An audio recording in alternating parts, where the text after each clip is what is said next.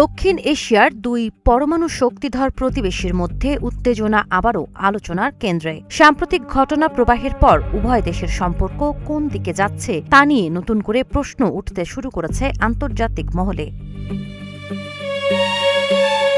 এমন পরিস্থিতিতে পাকিস্তানের প্রতিরক্ষা মন্ত্রী খাজা আসিফ কঠোর বার্তা দিয়ে বলেছেন, ভবিষ্যতে ভারত যদি কোনো দুঃসাহসিক পদক্ষেপ নেয় তাহলে তাকে আগের চেয়ে আরও শক্তিশালী জবাবের মুখোমুখি হতে হবে। সংসদ ভবনের বাইরে সাংবাদিকদের সঙ্গে আলাপকালে তিনি দাবি করেন, সাম্প্রতিক সংঘাতে ভারতের যে ক্ষতি হয়েছে তা দেশটি দীর্ঘদিন মনে রাখবে। খাজা আসিফ বলেন, পাকিস্তানের সশস্ত্র বাহিনী যে কোনো ধরনের আগ্রাসনের মোকাবিলায় সর্বদা প্রস্তুত রয়েছে।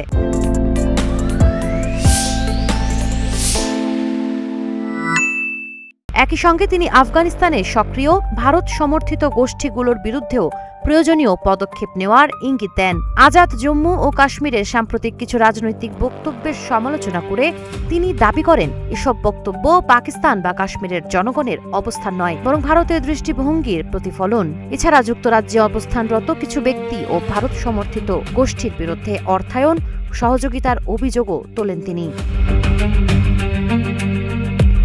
পাকিস্তানের প্রতিরক্ষা মন্ত্রী সম্ভাব্য পানি আগ্রাসন নিয়েও উদ্বেগ প্রকাশ করেন।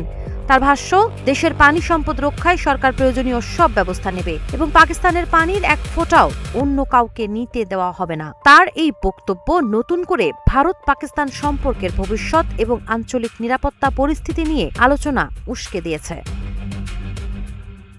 সাবা খান, নাগরিক প্রতিদিন।